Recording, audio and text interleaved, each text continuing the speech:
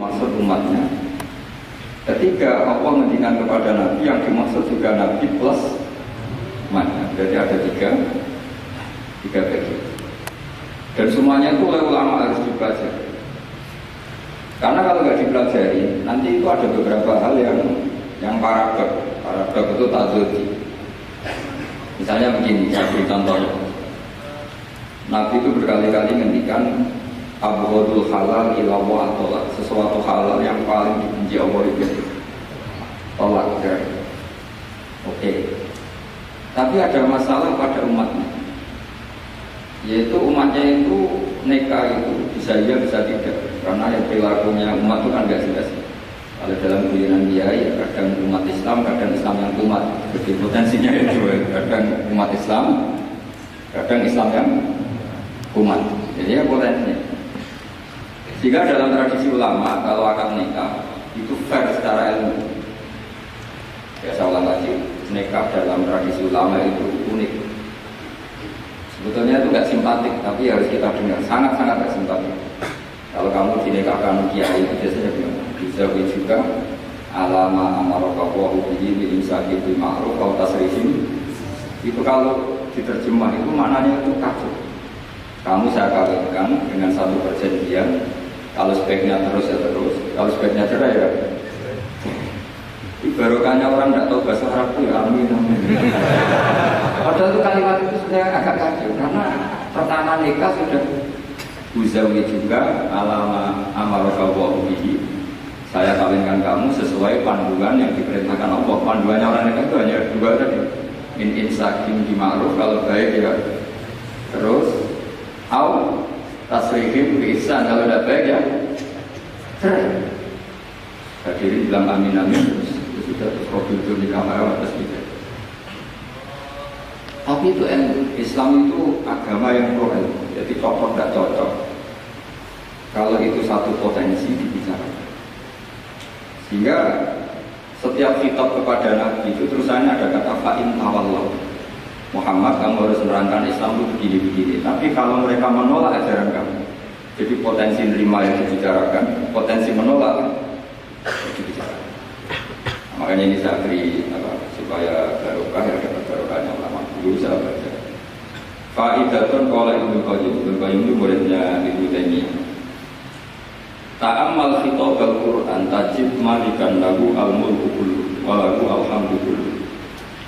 Azimmatul umuri kulliha biyadihi wa masdaruha minhu wa mawriduha ilayhi mustawiyan alal arsy la takhfa alaihi khafiyah min aqtari mamlakatihi aliman bima fi nufusi abdihi muttali'an ala asrarihim wa alaniyatihi munfaridun bitadbiril malakah yasma'u wa yara wa yu'ti wa yamna wa yusi wa yu'aqib wa yukrim. Jadi begini mas, khitab itu otoritas dari minal a'la ilal adna, dari yang lebih kuat ke yang lebih bawah, itu namanya khitab. Kemudian harusnya kita semua sebagai manusia itu punya orang yang tidak sah memberi khitab, memberi perintah. Karena kita sendiri tidak berstatus khaliq, pencipta. Jadi misalnya gini, saya janji sama sampean besok datang ke saya, kamu tak kasih uang. Besok saja saya ada mesti hidup. Jadi janji itu sudah salah, besok saja saya ada mesti hidup. Kalaupun hidup saja uang saya terbakar atau dicuri orang. Maka di sini dibutuhkan otoritas khitab, harus diberikan zat yang punya otoritas penuh, yaitu zat yang nggak akan mati, yang nggak akan lumpuh, yang nggak akan mengalami satu gangguan sosial. Sebab itu dalam pandangan ulama tafsir itu punya akibat, saya ulang lagi, punya akibat bahwa hanya Allah yang berhak memberi apa? Itu. Sehingga saking kerennya Allah itu bisa khitabun lil ma'dum. Ini di sini nanti ada contohnya. Sesuatu yang enggak ada kemudian Allah bilang pun menjadi ada. Sehingga Allah itu tidak bisa dibantah, tidak bisa ditentang, karena bisa apa saja. Karena asbabul qudrah adalah al-khalq. Kalau dalam ilmu tafsir, kalau sampai dalam ilmu manusia kan begini, sebabnya melihat itu mata.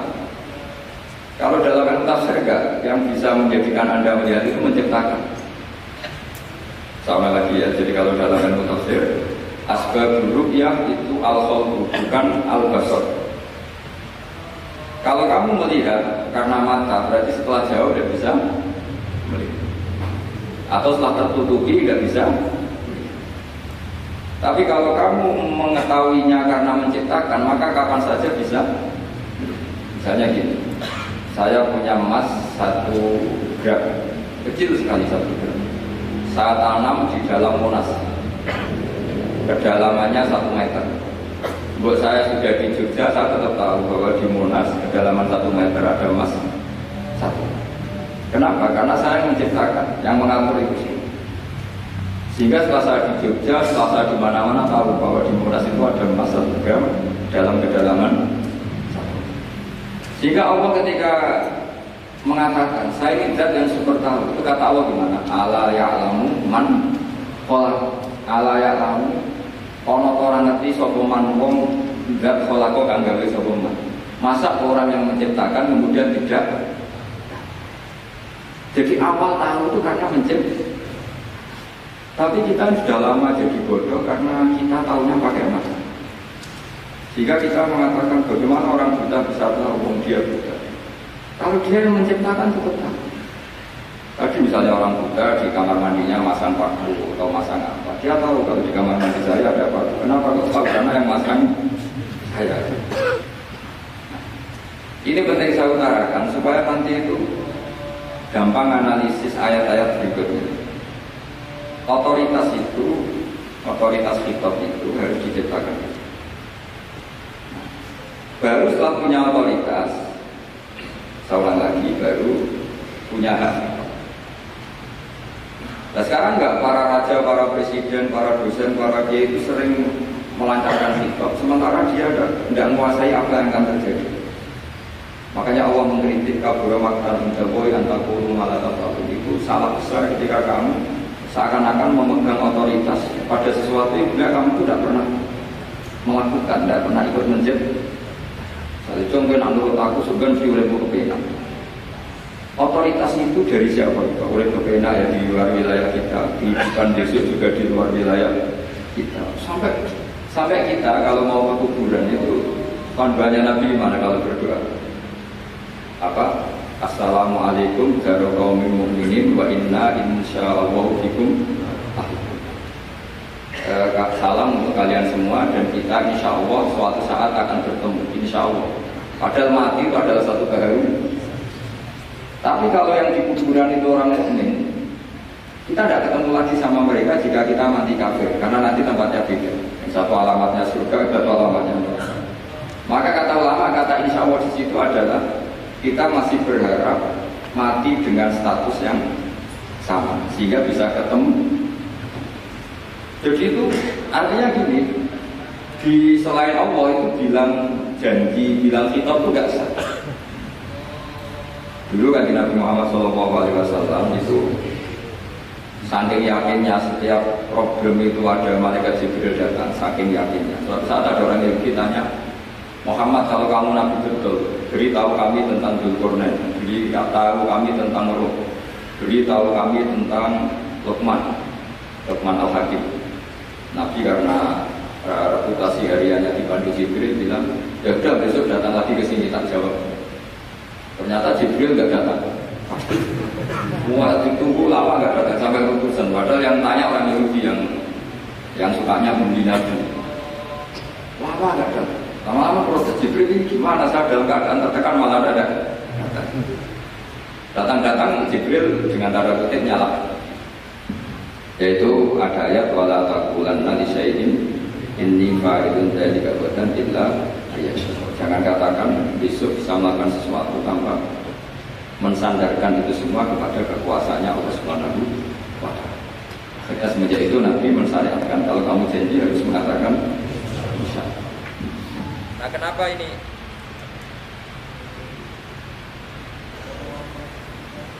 Ya, kenapa ini saya katakan penting? Karena nanti kitab di Quran itu supaya proporsional. Ya. Sekarang banyak orang memahami Quran tapi nggak mau mempelajari ilmunya apa?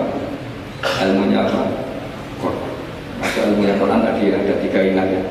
Khitabun lin nabi itu bisa saja khitabun li ummati. Yaitu dalam kasus-kasus yang Nabi tidak mengalami kasus itu, tapi yang mengalami umat. Nah, kenapa kitabnya tetap kepada Nabi? Karena bisa komunikasi dengan Allah itu hanya nah, makanya bisa dilihat di ya ayyuhan nabiyyu itu mufrad mudzakkar. Nabi Muhammad itu satu orang yang berstatus lelaki. Kemudian idza tolaktum itu kalian semua. Harusnya kan kamu, karena dari satu orang ke satu orang, tapi ini kan wahai Nabi jika kalian umatmu gitu. Jadi karena yang alami tolak itu umat. Terus kedua khitabun lin Nabi, dan yang dimaksud itu memang Nabi, kayak sholat tahajud. Sholat tahajud itu sholat yang memang untuk Nabi. Karena tahajud yang menjadikan punya hak syafaat itu hanya Nabi. Sehingga ngendikan ulama, Nabi itu wajib tahajud, tapi kalau umatnya hanya sunat. Jadi Nabi itu termasuk ya kelebihannya sekaligus bebannya wajib apa? Tapi bagi umatnya sunnah. Kenapa? Karena Nabi ingin sekali punya hak syafaat. Kemudian sama Allah diberi instruksi, diberi syarat wa minal laili fatahajjat bihi nafilatan lak asa ayyab'atsaka rabbuka maqaman mahmud. Muhammad, kalau malam kamu harus tahajud supaya kamu nanti diberi hak syafaat. Itu kalau umatnya tahajud nggak boleh sampai diteruskan ayat-ayat ayat itu karena kamu tidak punya hak syafaat. Di syafaat saja tidak mesti. tapi Nabi harus tahajud supaya punya hak apa? Dan perlu dicatat syafaat itu hadisnya sahih semua, di Bukhari ada, di Muslim ada. Cuma orang berlebihan cara menolak syafaat atau mengimani syafaat. Ada yang berlebihan mengimani sampai tidak pernah ngamal baik, mentang-mentang nanti dapat syafaatnya kan jeng. Ada yang nggak percaya syafaat, itu ya kebablasan juga. Padahal itu ada di hadis sahih semua cerita syafaat. Itu khitabun Nabi, dan yang dimaksud memang Nabi. Sehingga umatnya tidak wajib tahajud, tapi Nabi wajib. Terus ketiga, khitabun lin Nabi sekaligus khitabun umat. Itu yang dimaksud di hadis Arba'in Nawawiyah. Wa inna wa ta'ala amaral mursalin bima amaral bil mu'minin, atau dibalik amaral mu'minin bima amaral bil mursalin, dibolak-balik sama. Yaitu para nabi ya dikhitabi memakan sesuatu yang thayyibah. Para orang mukmin juga kena khitab memakan sesuatu yang apa? Thayyibah. Ini sama. Jadi ya ini ada tiga berarti ya, khitabun lin Nabi, tapi yang dimaksud umatnya. Khitabun lin Nabi yang dimaksud adalah Nabi saja. Terus ketiga, khitabun lin Nabi yang dimaksud plus umatnya. Nah, kajian seperti ini penting. Karena kesalahan Khawarij itu satu kelompok ekstrim yang tidak mengikuti Sayyidina Ali, juga tidak mengikuti Sayyidina Muawiyah, tidak mengikuti Ali, juga tidak mengikuti Muawiyah. Disebut Khawarij. Khawarij itu jamaknya Kharijah. Dia keluar dari pikiran ala Sayyidina Ali, juga keluar pikiran dari Muawiyah. Dia sebut dia Khurud dari kata Khawarij. Serba keluar, dia tidak mengikuti sana, tidak mengikuti sini. Akhirnya disebut Khawarij. Nah, Khawarij itu orang yang berpikir sesuai kritik yang dilakukan Quran. Tapi mereka lupa bahwa yang punya otoritas kritik itu Allah. Karena kalau boleh sama-sama terganggu, kerajaannya itu hanya Allah. Gini saya beri contoh. Yang punya hak ketika sepeda motor saya kamu pakai, yang punya hak menentukan itu nggak sah apa pinjam itu saya atau orang lain? Saya. Ketika yang pakai nggak pamit itu teman akrab saya atau anak saya atau orang yang saya ridhoi, itu namanya nggak sah apa pinjam tidak pamit? Ya ini harus jelas. Tadi pagi saya ngaji direktorat, saya bilang di fikih itu ada istilah ultima ridho, sesuatu tidak pamit formal tapi sudah diketahui ridhonya. Makanya di fikih ada bab namanya mu'athah, tadi pagi saya terangkan ya.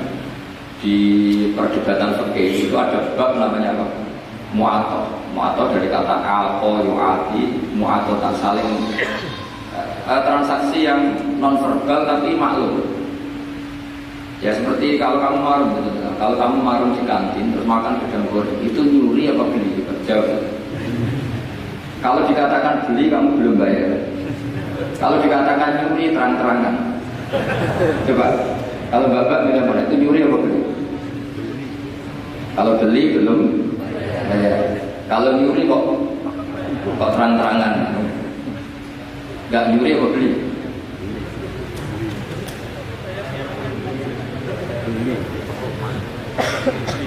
Jadi ada gedang goreng di warung, kamu datang langsung makan, ada kerupuk dimakan, ada telur asin dimakan, itu nyuri apa beli? Nah itu kalau orang fikih dibabkan kita bil mu'athah, akad beli lewat jalur mu'athah. Menurut Imam Abu Hanifah seperti itu dikatakan baik. Beliau pakai dalil al-adat muhakamah, bahwa adat itu berposisi seperti hukum. Karena posisi di warung, maka ngambil di situ dianggap memulai akad jual. Tapi karena ini sesuatu yang potensi masalah, Imam Syafi'i mengatakan itu enggak baik, enggak sah. Karena nanti kalau asumsi kamu gedang goreng itu 1.000, ternyata diregani 5.000 kan mana? Resikonya di situ, ya kan? Tapi kalau misalnya itu dikatakan, makanya Imam Syafi'i mengatakan itu profesional. Itu namanya ghorm. Ketika Anda bayar 5.000, itu namanya tebusan kesalahan. Jadi Imam Syafi'i melihat itu tidak jual beli, tapi tebusan kesalahan. Sehingga kalau saya jadi hakim, misalnya pembeli bilang asumsi saya 1.000, terus kata kata penjual, enggak, terus itu tak jual 5.000. Saya harus memenangkan memenangkan siapa? Penjual, karena penjual adalah pemilik gedang goreng itu. Dan posisi yang makan adalah perusak barang orang lain. Sehingga dimenangkan penjual. Ya, dimenangkan. Kenapa dimenangkan? Karena cara berpikir karena dia yang punya otoritas kepemilikan. Itu dalam fikih madzhab Bapak. Itu penting dalam analogi surga dan neraka. Orang khawarij itu kalau ada orang dosa, itu dikatakan sudah tidak Islam lagi, dia sudah keluar dari Islam. Orang dosa itu wajib disiksa oleh Allah. Mereka bilangnya ya wajib. Dalam kelompok Islam itu ada kelompok namanya khawarij, orang yang sangat ekstrim dalam berpikir. Dia mengkafirkan orang yang melakukan dosa besar, dihukumi kafir. Tapi pendapat ahli sunnah tidak, orang dosa besar ya dosa saja, tapi tidak usah dihukumi kafir. Kenapa? Cara berpikir ahli sunnah, surga neraka itu milik Allah. Kalau yang punya saja tidak apa-apa, ngapain ada yang ribet? Yang punya surga neraka itu Tuhan, dan Tuhan memanggil-manggil orang yang salah itu disuruh tobat, anil tu ila rabbikum. Wahai hambaku yang berlebihan, yang masih dosa, ayo kembali ke saya. Kapan saja kembali ke saya saat ini. Jika dalam madzhab ahli sunnah, otoritas kitab, otoritas kepemilikan yang berhak ya yang punya, orang lain itu nomor 2. Jika tadi kalau Anda bawa kayak motor saya dan Anda teman akrab saya, Anda pamit saya, kalau saya bilang itu nggak apa-apa ya nggak apa-apa. Kalau saya bilang apa-apa ya apa-apa. Nggak penting orang lain. Sehingga ini wilayah yang agak sensitif, tapi ini ilmu, mau tidak mau kita harus dengar. Jika di fikih ada bab ulima itu. Misalnya ada orang makan gedang goreng di warung terus ditangkap Pak Polisi, wah ini pencurian, mesti bakunya nggak terima, enggak ada ini pencurian, memang tak jual. Yang kasus begini, ini mungkin kasusnya anak-anak yang masih kos atau masih mahasiswa. Warung kantin dijaga ibu-ibu, ada anak makan lahap, dikira belinya cash. Setelah dimakan ternyata akadnya utang. Halal apa enggak? Karena asumsi baiknya monggo-monggo. Karena sudah mengkhayal nanti ada sekian uang cash didapatkan. Ternyata nyatet atau bukan. Nah kalau ngomong di depan, Bu sama makan di sini utang, kira-kira enggak? Oh itu ada sekian PR, makanya saya sering uji orang-orang yang enggak alim. Enak-enak orang enggak alim, karena ada kesulitan seperti ini. Kita sebagai peneliti fikih itu sering kesulitan. Nah sama Anda misalnya naik Grab atau naik taksi atau apa, ketika Anda naik itu posisinya enggak sah apa pinjam, dikatakan akad sewa belum bayar, dikatakan pinjam nanti harus bayar. Jadi ada sekian masalah fikih yang jadi perdebatan. Apapun itu, nanti kata finalnya itu dia punya, yaitu supir taksinya atau baeknya, penjaga warung tadi.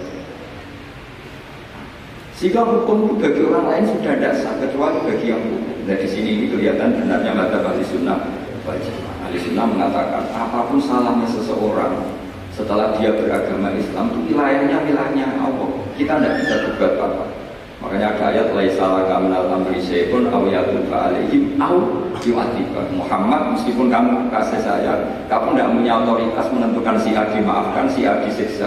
Otoritas itu hanya bagi saya. Sehingga banyak orang yang Nabi kurang seret karena membunuh pamannya Hamzah malah dikasih tobat sama Allah, namanya Wahsy. Wahsy itu orang yang Nabi gak suka karena pernah membunuh Sayyid Hamzah di perang Uhud. Tapi sama Allah malah dikasih tobat. Salabah yang sering ibadah di masjid, sering iktikaf, saking seringnya ibadah sampai digelari hamamatul masjid, merpatinya masjid. Tapi naudzubillah beliau malah berakhir dengan suhul. Kita tidak pernah tahu. Kenapa begitu? Karena begitu. Wilayah yang absolut itu hanya milik Allah Subhanahu wa Ta'ala. Jika Nabi kalau ketemu Wahsy ya bilang iman kamu sudah saya terima, Islam kamu sudah saya terima. Tapi saya ini manusia, tolong sembunyikan wajahmu dari saya. Karena kalau saya ingat kamu, mantau karena ingat kamu pernah membunuh Hamzah. Tapi saya sebagai Nabi harus terima iman kamu, karena Nabi itu gak boleh dendam. Jadi kalau mantau-mantau sedikit kayaknya agak boleh mungkin ya. Mungkin itu. Tapi profesional Nabi sebagai manusia nggak berkenan melihat Wahsy, tapi sebagai Nabi legowo terhadap imannya. Tapi Allah sendiri yang menghentikan laisa laka minal amri syai'un aw yatuba. Coba orang munafik, kayak apa salahnya orang munafik? Tapi ketika Allah menghentikan tentang orang munafik gimana? Wa yu'adzibal munafiqina in syaa'a aw yatuba. Allah bisa saja menyiksa orang munafik insya kalau berkehendak aw yatuba, atau Allah mengasih. Nah karena pendapat ahli sunnah itu lebih valid sesuai ayat-ayat Quran, maka yang diikuti mayoritas di dunia adalah madzhab ahli sunnah. Dan itu dimulai cara berpikir yang sederhana, yang berhak menentukan khitab ya yang punya, tidak itu. Yang berhak menentukan khitab ya yang, nah tentu yang punya alam raya ini hanya Allah Subhanahu wa Ta'ala. Makanya Allah mensifati dirinya Malik Yaumiddin. Kita tidak bisa. Makanya bahaya ya, pikiran-pikiran kayak Khawarij itu bahaya. Sama nggak usah tanya saya. Lalu Khawarij kalau dikira modern siapa? Anda provokator kalau ya itu nggak boleh provokator. Pokoknya pikiran itu salah karena membatasi otoritas Allah Subhanahu. Allah itu paling tersinggung kalau sifatnya dipakai, dicabut. Di Sahih Muslim itu ada riwayat di hadis Muslim, termasuk hadis Sahih itu Bukhari dan Muslim. Pada seorang soleh sujud, pas sujud dia diinjak orang preman, kira-kira seperti itu kalau diinjak.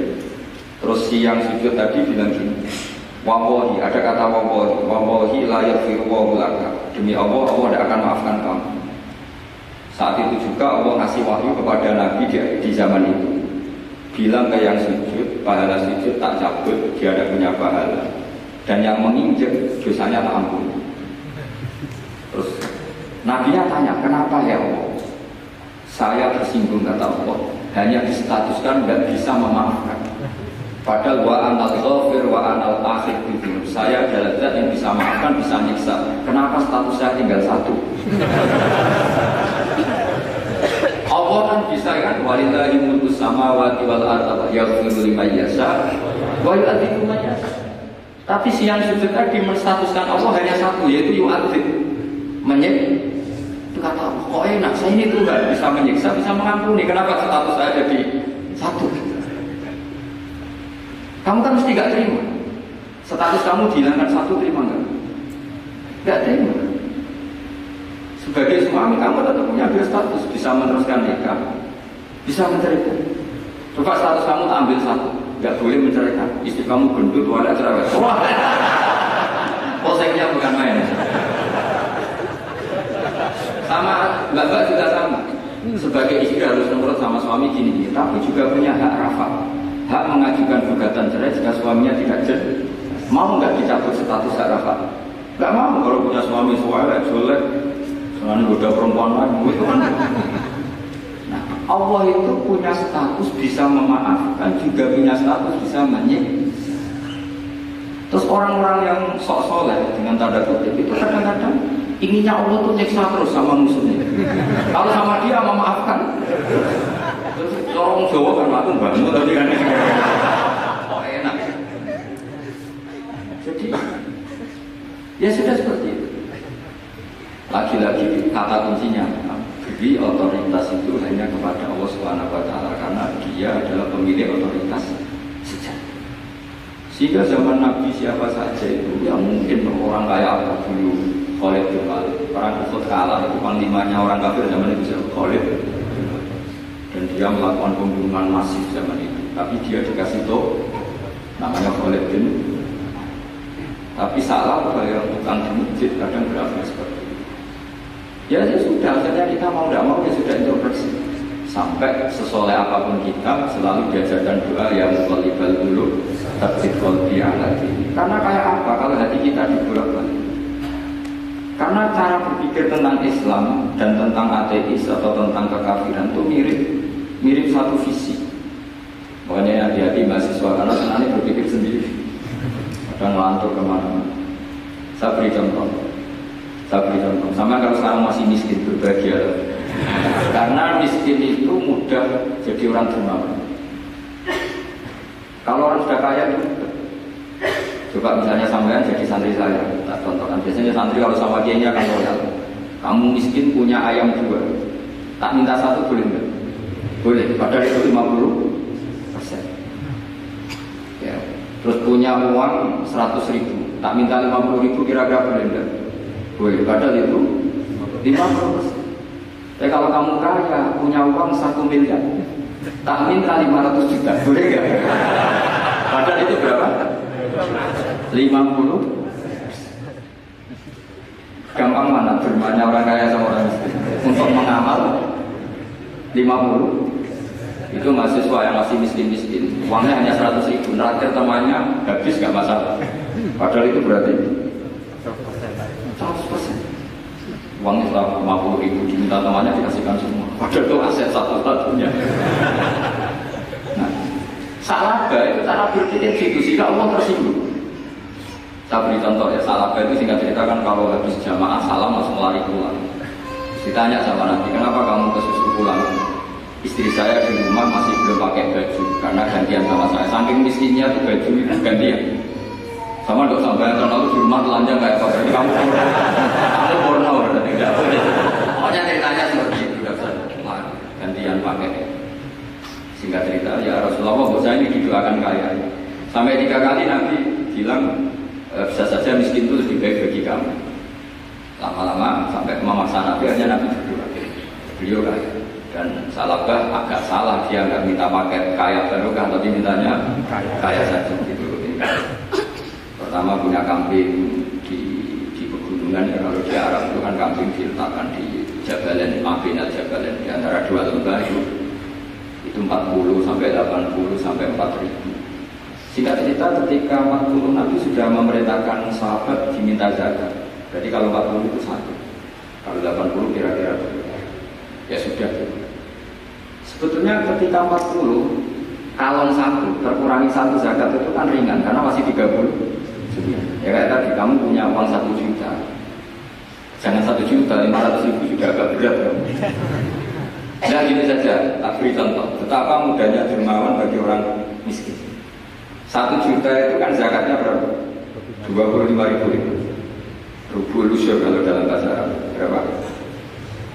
Kalau bahasa kampus kan 2%, 2,5 ya? 2,5. Itu bahasa keliru sebenarnya. Sama ikut saya saja. Saya itu berkali-kali saya pernah garap matematika, cepet-cepetan di pakar matematika. Mesti cepet saya. Karena saya ini agak bedui. Orang bedui itu cara berpikir itu lebih gampang. Jadi kalau orang Arab, ajarin matematika Arab, itu nggak ada porogape. Jadi begini cara berpikir orang Arab itu berpikir bertahan. Ya kalau 2,5, kalau orang Arab bilang rubul usyur, rubul usyur 1/4 dari 1/10. Jadi kalau orang Arab berpikir bertahan. Jadi misalnya 1 juta, 1/10-nya berapa? 100.000. Terus 1/4-nya? 25.000. Berapa? 25.000. Jadi disebut rubul usyur, 1/4 dari 10. Jadi 1 miliar, cari 1/10-nya dulu 100 juta, terus 1/4-nya 5 juta. Sehingga nggak usah korogatif itu. Jadi orang Arab kalau bilang 1/10 sama 1/20 itu tidak bisa. Karena nanti tidak korogatif. Orang Arab bilang al-usyur atau nisful usyur. Misalnya zakatnya apa itu zuruk, berarti 100, 1/10-nya berapa? 10.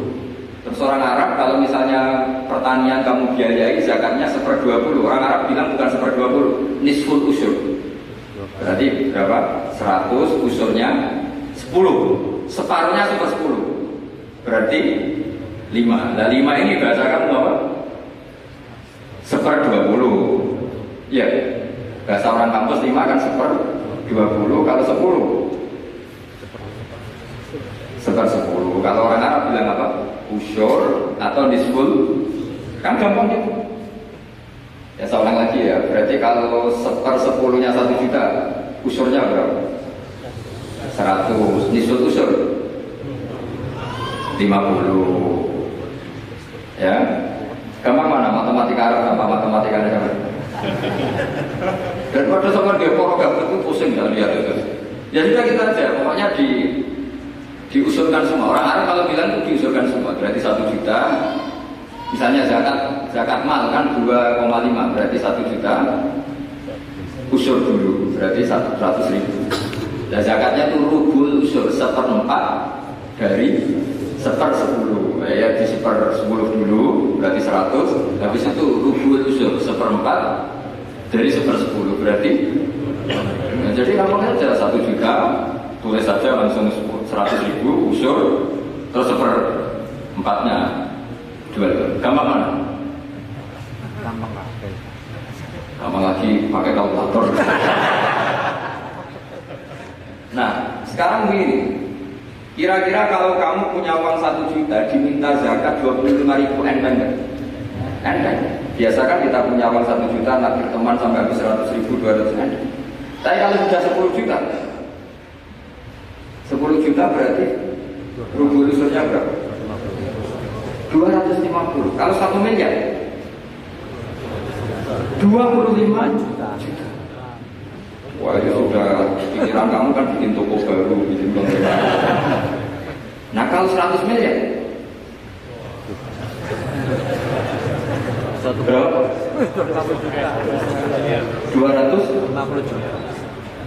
Nah, sak laba ini ketika dimintai zakat ketika 40 dan masih kambing 40 nggak mau, 80 nggak mau, sampai hampir 4.000. Kalau 4.000 misalnya digawe rata-rata 51 aja 3 bulan ya. Berapa? Per 1.000 kan 20. Ya kan? Per 1.000 kambing kalau kayak 50 saja per 1.000 kambing berapa? 20 kan? 20. Kalau 4.000 80. Kira-kira itu misalnya dipakai 50, apalagi 40 lebih banyak lagi. Akhirnya momentari sahabat yang disuruh Nabi ngambil zakat, wah ini tidak zakat, pemerasan. Karena jumlahnya sudah signifikan. Maka kalau kamu ingin dermawan sekarang, untuk bisa dermawan 50%. Itu punya 2 ayam kurus lagi. Diminta masjid untuk syukuran, bawa aja. Punya kambing urus 2. Nah, kata kamu hanya itu. Ada panitia masjid minta sumbangan, kasih aja 1. Sudah ngamal 50. Tapi kalau punya sapi di musim 2, yang per 1 harganya 70 juta. Kalau diminta 1 kan nilainya tetap 50%. Gampang mana orang miskin sama orang kaya gampang? Terus kedua ibadah orang miskin itu, kamu ngamal itu dramatis. Jadi makanya kenapa Nabi suka orang miskin. Saya pernah ditanya, saya ini punya teman, kamu kaya raya.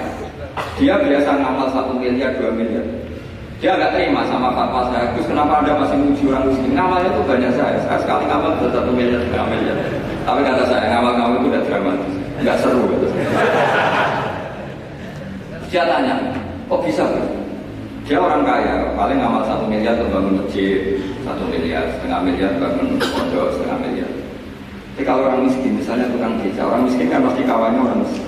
Kan nggak mungkin orang miskin utang bisa terperi, utang itu kalah kan nggak mungkin. Kenal saja enggak. Orang miskin kan utangnya sesama orang miskin. Itu pasti. Itu kan belum sosial. Nah ternyata itu hari itu anaknya tidak makan, hari itu istrinya mau kelahiran.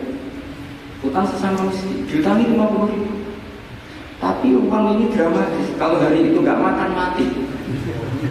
Artinya apa? Ada orang amal 1 miliar untuk bangunan, kadang aksesoris. Yang satu ngutangi 50.000 tapi taruhannya nyawa. Nah, sekarang menyelamatkan nyawa sama bangunan keren mana? Maka berbahagia orang miskin karena komunitas mereka ini utang piutang urusan apa? Jadi ini lebih dramatis, lebih rahan, lebih keren. Makanya utang piutang orang miskin itu paling diabadikan Quran karena lebih keren, lebih keren. Karena nyawa, apa? Biasanya ini kan termasuk ketua sudah kiai agak keren, sudah kiai agak mapan. Itu kalau orang-orang kaya nawarin saya paling terus nggak ganti mobil, nggak ganti aksesoris mobil. Itu nggak keren. Al-Nadi kan tetap ngamal pun nggak keren. Tapi kalau orang miskin, saya sering dengar cerita mereka orang itu, kayak cerita yang diabadikan Quran. Wayuk firuna ala anfusim wa kana bihi khusus. Itu Nabi mengumumkan saya punya kamu tapi hari ini saya tidak bisa hormat kamu. Ada sahabat yang menurut saya Rasulullah. Perlu dicatat dulu di Arab itu nggak ada warung, nggak ada GoFood. Gak bisa kamu pesen online terus nanti diliverin juga bisa. Nah terus aku datang ke rumahnya, datang istri saya ada makanan tidak ada hanya untuk jatahnya bayi. Terus ya sudah bayinya kamu tidurkan supaya jatah itu dimakan tamunya Rasulullah. Tapi kan jatahnya orang satu, tamunya kan malu kalau nggak ada yang nemanin. Terus ya sudah lampunya dimatiin, pura-pura kamu nemanin. Yang satu ya ada piring sama singgah pura-pura nemanin, yang satu makan tidur. Itu diabadikan Quran. Karena apa? Dramatis. Sehingga pagi-pagi dia datang ke Nabi, kamu punya amal apa? Sehingga tadi malam ada ayat wa yusiruna ala anfusihim wa kana bihim khusus. Mereka mengalahkan kepentingan dirinya sendiri meskipun punya kepentingan sendiri demi tamu tadi. Terus cerita kita tamu tadi malam ya Rasulullah yang saya sanggup menghormatnya, saya tidak punya hanya jatah bayi. Itu aja dramatis, bayinya ditiduri dulu. Tapi tidak disuntik ganja, tidak ditiduri biasa nanti kan. Ditiduri biasa. Suami saya pura-pura nemani, lampu dimati. Nah mungkin tamunya saking laparnya, sekali penting itu makan. Jadi maka sebetulnya orang-orang miskin itu tidak usah ngiru itu orang kaya bisa ngamal masjid 1 miliar 2 miliar, tetap ngamalnya ini sesuatu yang tidak mendesak. Tapi sesama orang miskin, kalau temannya minta tolong itu mesti dramatis. Istri mau kelahiran, kematian, kelaparan, pokoknya yang diselamatkan itu seru semua. Artinya gini ya, kalau miskin ya nikmati saja, itu ada peluang untuk menyalip pahalanya orang lain. Tapi yang kaya tetap kaya. Kalau semuanya miskin, nanti yang miskin kerja di mana kalau semua? Ya kembali ke tadi ke ilmu hikmah. Kalau ini tidak dipelajari, maka orang Khawarij ini megang otoritas. Tidak bisa. Mereka nggak menguasai pintu surga maupun pintu neraka, nggak bisa. Mereka dengan seenaknya. Tobatnya orang yang pernah gini nggak diterima. Tidak bisa. Wilayah yang terima tidak itu wilayahnya Allah Subhanahu wa Ta'ala. Jika kita tetap berpendapat sesuai eksplisit yang ada di Quran, walillahi mulkus samawati wal ardi, apa yaghfiru liman yasha wa yu'adzibu. Jika nggak boleh kita pegang otoritas agama, nggak boleh, kita hanya bisa menjelaskan. Kalau pegang nggak boleh. Misalnya saya dengan sampean surganya di mana? Saya saja dulu jenengan. Kok bisa kesiangan? Mungkin keren ngaji tawaduk mau. Mungkin saya dari bab tawaduk keren sampean. Di bawah saya di atas. Di bab tawaduk keren sampean. Jika kalau surga jalurnya tawaduk mesti dulu sampean. Karena sampean di bawah saya di atas. Tapi saya nanti protes sama Allah. Protesnya gini, posisi saya diperintah. Gayanya mereka duduk di bawah, tapi memerintahkan saya supaya mau mengajar. Jadi nggak ada sopan-sopannya, karena mereka merintah iya. Sama di PPI ya. Oh itu nggak sopan sekali kan pemerintah. Sehingga kalian dipandang, makanya masyhur. Ada wali itu yang satu jadi wali karena sholat di shaf awal, Keren kan soal fadilahnya utamanya kan luar biasa. Yang satu kalau sholat itu di belakang terus, tapi juga jadi wali. Kan depan agak protes, ya Allah kenapa ini jadi wali padahal sholatnya di belakang. Jawabannya lucu yang di belakang. Kenapa? Saya itu malu. Saya ini masih banyak dosa, banyak salah di depan. Kok ayat suci sendirian. Jadi kalau kamu sowan sama raja atau sama kiai, yang paling depan itu kan yang kepedean. Dia milih yang belakang, jadi sopan aja, gak terlalu dekat. Orang itu tidak pernah tahu. Kadang-kadang Allah itu kita tidak pernah tahu. Nanti kan boleh dibahasakan, kita tidak pernah tahu cara berpikir Tuhan. Jadi Allah itu zat yang mau, ya tidak di otoritasnya penuh. Makanya pernah kita di mana-mana di kitab-kitab yang saya baca itu ada 2 orang yang ahli neraka, sudah di neraka. Jadi sekaligus ijazah, saya ulang lagi sekaligus ijazah, bisa dipraktekkan nanti. Setelah itu 2 orang ini dipanggil ke surga sama Allah. Allah itu tanyanya ya enak di neraka, ya udah enak. Ya gak enak di neraka, ditanya enak gak enak. Ya sudah kembali lagi ke neraka. Lari, kencang-kencang, lari menuju neraka. Lari. Sama Allah dipanggil lagi. Loh, kenapa kamu semangat? Ya Allah, saya ini tapok, saya ini trauma. Dulu ketika engkau perintah, saya ini lelet sekali. Disuruh sholat lelet, disuruh zakat lelet. Maka ini dengan perintah saya semangat supaya nggak kenal salahnya. Akhirnya sama Allah, ya sudah. Karena semangat lari menuju. Maka ini jalan nanti kalau di masar. Kamu dipanggil, ayo masuk neraka. Harus apa?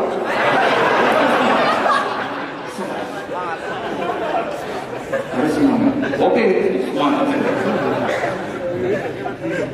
Lah repotnya kalau nggak dipanggil lagi. Akhirnya barokahnya semangat itu dia kita tidak pernah tahu cara berpikir Tuhan. Nanti kan boleh dibahasakan seperti itu. Yang satu, ayo kembali lagi ke neraka. Tolak jalan. Tambah itu nggak semangat. Terus ditanya, kenapa kamu tolak? Saya tidak pernah ngira ya Allah ketika engkau panggil di surga, kemudian engkau kembalikan lagi ke ya sudah kamu di surga saja. Barokahnya husnudzon.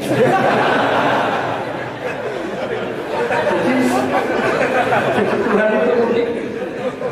Makanya dalam tradisi ulama itu ad-dinu ar-riwayah, agama itu riwayat. Baik, sebagian diredaksikan inna hadzal ilma dinun fanzuru amman takhuduna dinakum. Agama ini, ilmu ini agama, maka lihat riwayatnya. Karena kita tidak pernah tahu cara berpikir Tuhan. Kita harus ikuti riwayat yang diutarakan Rasulullah SAW. Karena kita tidak pernah tahu. Kayak tadi ada orang diinjak, kita mesti kan terprovokasi ingin bela yang sujud menyalahkan yang injak. Tapi ketika yang sujud mencakup nama Tuhan, Allah tidak akan memaafkan kamu. Itu Tuhan tersinggung karena sifatnya direduksi satu, diambil satu, disembunyikan satu. Gak ada kan dia begini mungkin malah Allah maklumi. Saya tidak akan maafkan kamu. Gak apa-apa loh, kan saya. Kan gak kecatat namanya Allah. Selama hidup saya tidak akan maafkan kamu. Allah gak akan tersinggung. Karena dia sebagai manusia tentu punya dendam, punya rasa mangkal, punya emosi. Tapi kalau ketika bilang Allah tidak akan maafkan kamu, berarti dia mencabut statusnya Allah. Dan Allah disifatkan hanya satu dari sifatnya Allah, yaitu hanya sifat menyiksa. Padahal Allah punya sifat memaafkan. Ini hati-hati bagi orang-orang soleh, orang-orang yang terlalu berpikir keras dalam Islam, nggak boleh seperti itu. Masyhur itu kan, ada satu perkampungan yang sering secara masif terstruktural mau menghabisi Nabi, yaitu namanya kampung Usoya, Ro'lan sama Dakwan. 3 kampung ini sering koalisi mau menghabisi Nabi. Sampai Nabi sering kunut nazilah, Allahumma lan Ro'lan wa Dakwan wa Usoya asatullah wa rasul. Sering dipasukkan. Tapi Allah malah menurunkan wahyu Muhammad, kamu tidak boleh intervensi saya seperti itu. Bisa saja mereka dapat hidayah. Semenjak itu Nabi meninggalkan konotasi. Terus dan sebagian ulama mengatakan itu awal diturunkannya ayat laisalaka minal amri syai'un aw yatuka alaihim aw yu'adzibah. Jadi ini sekali lagi-lagi bab khitab. Jadi ya seperti kita punya, makanya orang itu tetap cuma yang muqallibal qulub sabit qalbi ala dini, karena otoritas itu bagi yang punya. Maka kata malik, kata pemilik itu kunci. dalam ilmu tauhid atau ilmu tafsir atau ilmu apa. Misalnya gini, sampai saya punya rumah. Saya punya rumah yang ruangan depan itu ruang tamu, tentu dapat perlakuan khusus. Sering steril, sering bersih, bahkan dihias pakai bunga, pakai macam-macam. Ruangan tengah biasa. Ruangan belakang buat buangan sampah, buat WC, buat macam-macam. Sah atau enggak? Sah. Kenapa? Karena saya pemiliknya. Apa? Karena saya. Tapi kira-kira yang sedang di ruang tamu, tanah yang sedang di ruang tamu yang dimanjakan juga nggak boleh kumur. Bisa saja suatu saat saya ubah pikiran, rumah saya tak balik dari menghadap utara ke selatan. Yang dulu WC jadi ruang tamu, yang ruang tamu jadi WC. Langsung perlakuannya rubah 180 derajat, tidak 380 derajat. Nah itu yang di sini nih, kenapa orang soleh pun tetap takut sama Allah, karena Allah itu yaf'alu ma yasha, bisa melakukan apa saja. Sehingga tradisinya ulama ketika zaman ini sudah rusak seperti ini, lama-lama tidak ada yang khawatir, karena Allah mensifati dirinya al-hadi sebagai zat penunjuk. Coba kita sudah tidak ditungguin nabi, tidak ditungguin wali, tidak ditungguin orang-orang soleh dulu, tapi agama itu ya jalan sampai sekarang. Ada orang ngaji, ada orang sholat, ada orang zakat.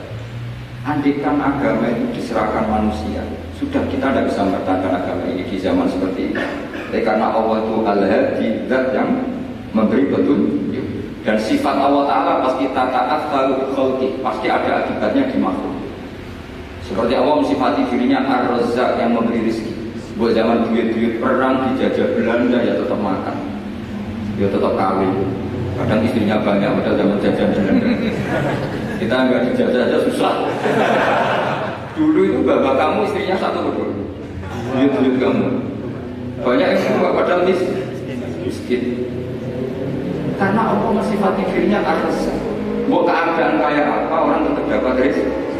Begitu juga Allah mensifati dirinya al-hadi.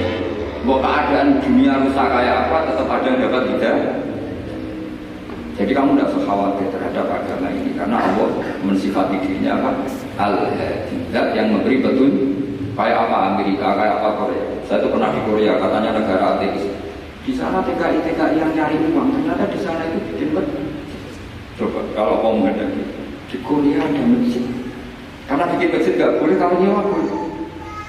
Jadi Korea itu ada satu aturan, nggak di Jepang, nggak di umumnya negara maju, yang sudah fungsi sosial itu tetap sosial, nggak boleh menambah yang baru.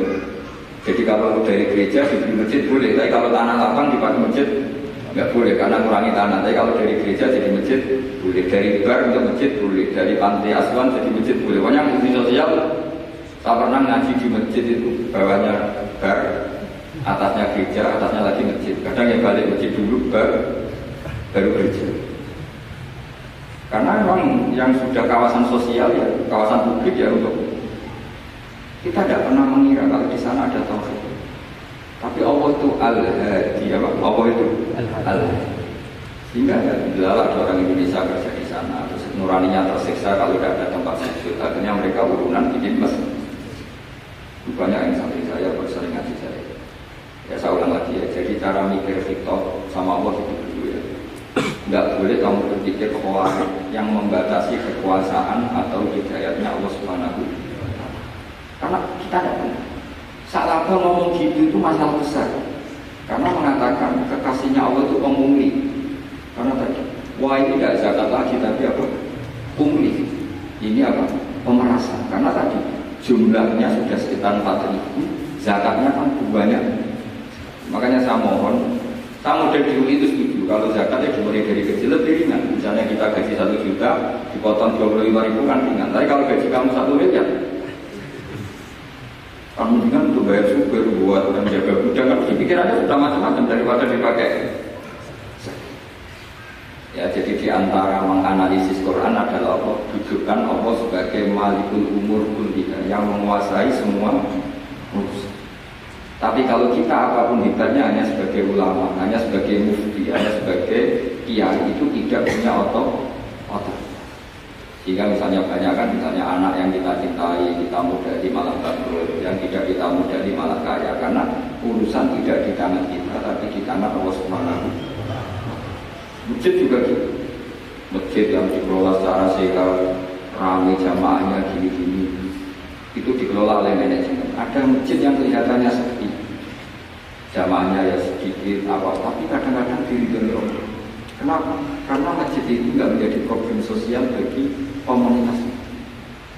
Saya beri contoh, masjid ramai cukup baik, nggak perlu saya ceritakan. Masjid ramai itu ya mesti baik. Masjid yang banyak jamaahnya tentu baik, itu nggak usah dibicarakan.